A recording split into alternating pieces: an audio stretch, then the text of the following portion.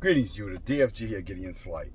Hey guys, just want to remind each and every one of you, the listeners to this channel, the importance of having your priorities right. Having the right priorities for your life today. And I'll say this real easy. The only thing that should be mattering to any of us right now is what are we going to do today? How are we going to contribute today? Our purpose for today. And is that purpose lining up with the will of Yah on this very day? And our book teaches us that, focusing on tomorrow is really it's wickedness. The book calls it evil. Yeshua said it was an evil thought for us to be worrying about what was going to happen on, tomorrow. Yet we live in a global society with global governments around the world who are dead set on pushing anxiety and pushing worry. And this is all conspired to keep us under their thumb, so that they can control us and manipulate us and turn us away from the power of Elohim as a nation of people. Talking about Israel, talking about Judah, and some of the strangers who have adjourned themselves, to us. But when you begin to really step back and you ask yourself the question, where is my heart today? What's the most important thing for me to be doing today? Here's my question for you. If you're a believer, if you are a son or daughter of Israel, a true believer, then your first priority today should align itself up with the commandments of today. Which the commandments are a daily instruction, a daily guide, a daily light. So that our pathway, again, aligns ourselves with Yah's will for us. But because so many of us, we don't focus on what's really important. What we focus on is, what we can possess, what we can control, and what's going to happen to me if I don't possess and if I don't control whatever that is that you can control or possess.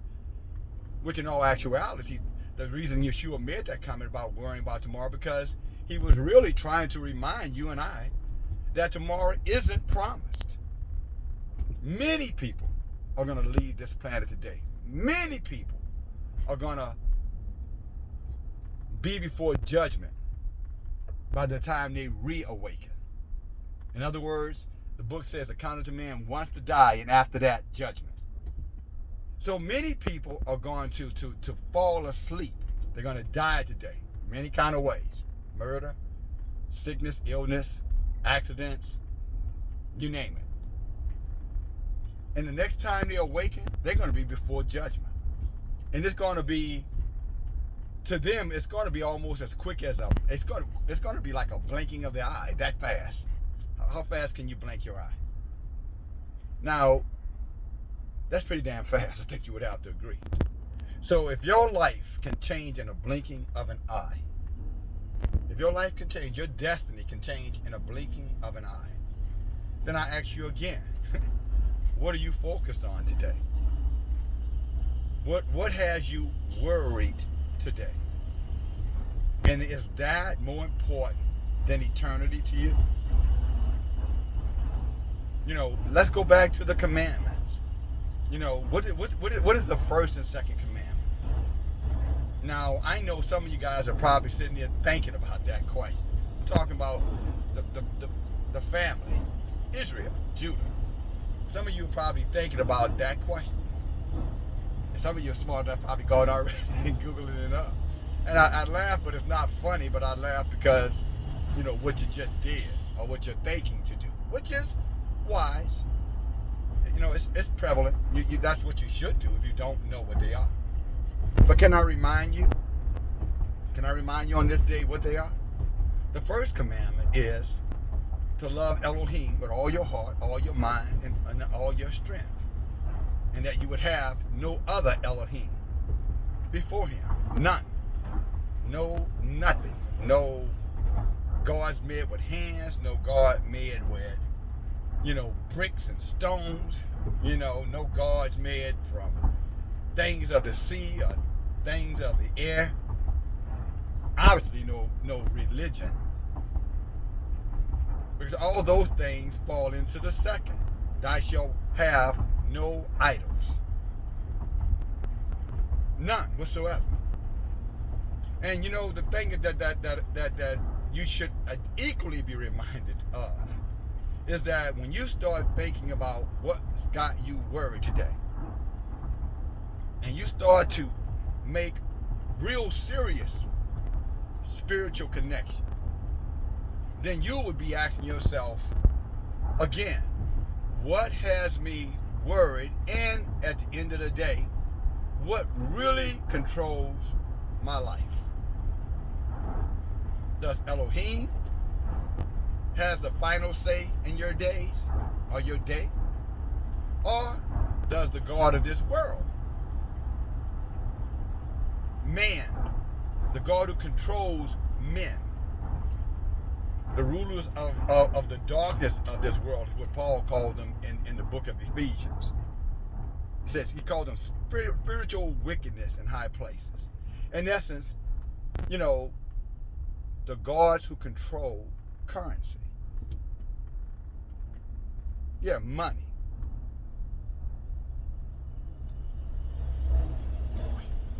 Is your life? This is a question I'm presenting to you. And this is commandment number 2 and commandment number 1. Is your life controlled by the rulers of the darkness of this world who uses currency? Currency. This. Currency. Currency. You see here at the top here? What did that say? Right? In God we trust. You see that? My ugly fingers out the way. In God we trust. The dollar bill. Currency. Oh, there's a man. That is idolatry. If there ever was any indicator of idolatry in violation of the commandments, I just showed it to you. And many of you today are worried, obsessed, possessed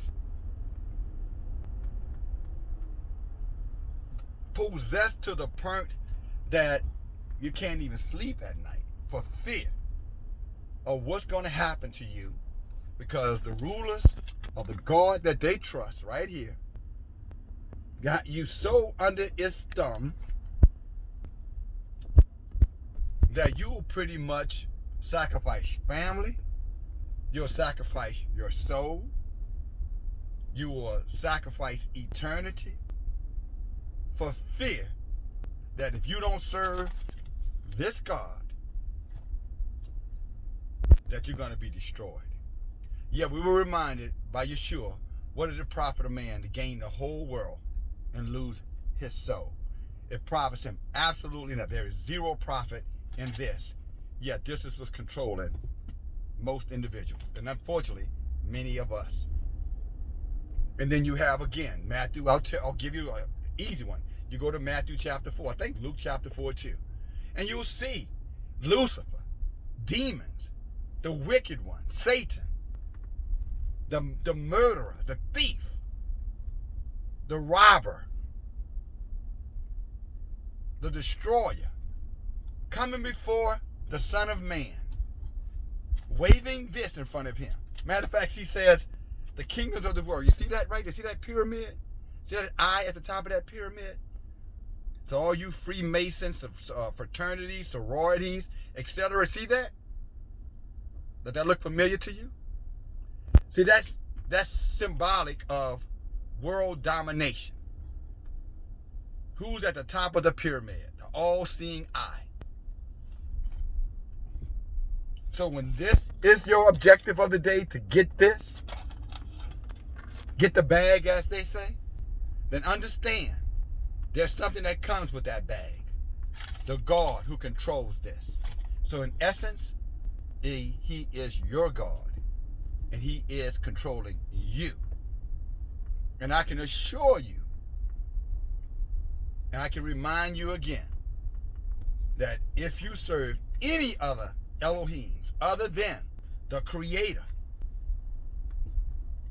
you are none of his, and you belong to whatever God, again, whatever God you trust. Look at that. That's your master. And I'm going to tell you something. Just like this changes hands, just like this can value and devalue, that's exactly how your life will be.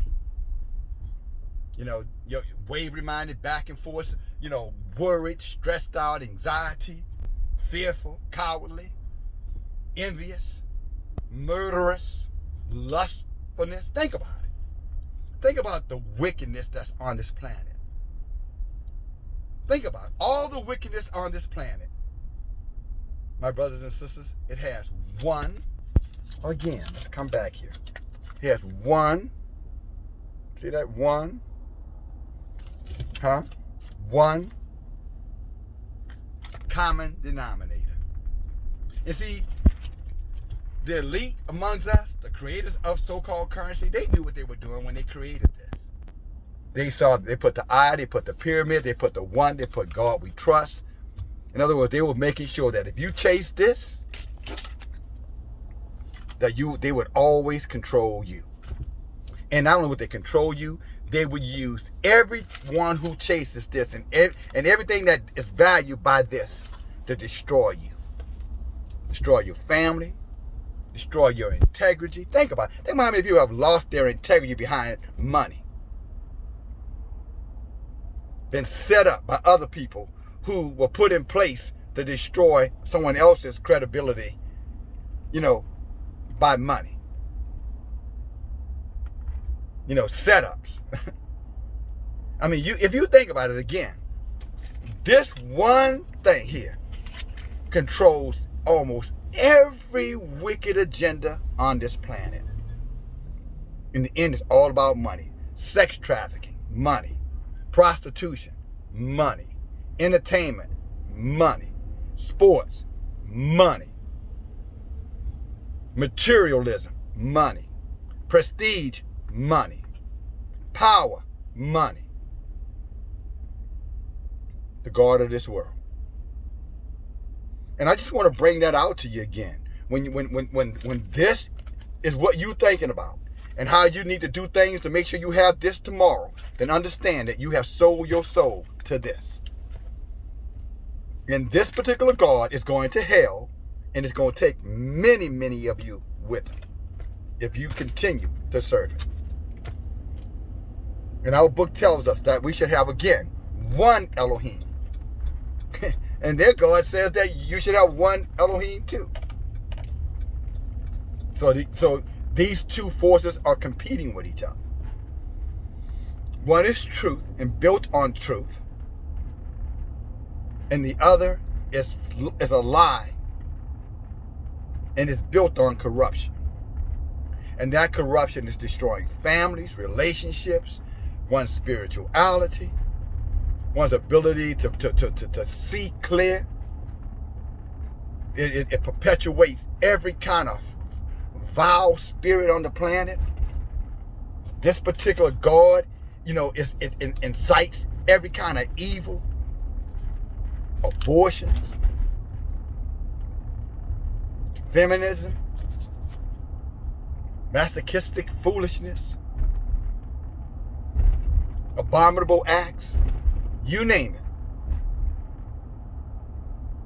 And that's the God that wicked men, the rulers of the darkness of this world, has waved in front of you, your parents' parents, and look at the end result of what it has caused for our people. Quite frankly, this have made many of our people beggars. Literally beggars. They sit around and they wait for a government welfare check, a stimulus check, public housing, you name it.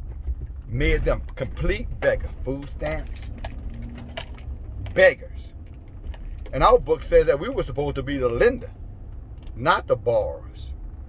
That debt was a curse, that we should owe no man. But yet, this very thing. Let's see here. It's a debt note. Look at the top of it. It says it's a debt note. See up there? A note. Federal Reserve note. In essence, it's a debt. D-E-P-T. But I guess I could say it's a debt note too. D-E-A-T-H.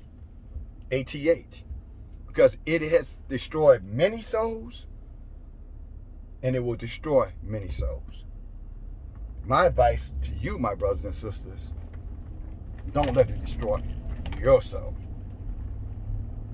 Seek ye first the kingdom of Elohim and his righteousness, and everything that you have need of, Yah is going to provide for you.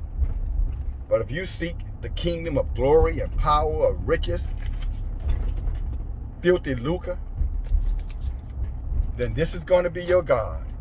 And the same destiny that this is going to befall, or the same destiny that's going to befall this, it is going to befall you. In other words, you will lose your soul. You will continue to lose your soul. You will have no peace. Your anxiety will continue to increase. And guess what? You'll become a slave to the creator of this fake God that was put in place to kill men, to destroy men, and to steal from men. Because after all, what does our book say? The thief come but to steal, kill, and destroy. And if you think about so-called currency, the God that men have trusted, look how it has ended for them. Look where we are today. No peace, no tranquility, no trust. Isn't it interesting? They say in God we trust. Again, I got to come back to this one more time. They say in God we trust, right? But what kind of God would create a piece of paper that would make men slaves to it and have men doing anything imaginable to get it? What kind of God would that be? What kind of God is that? Huh?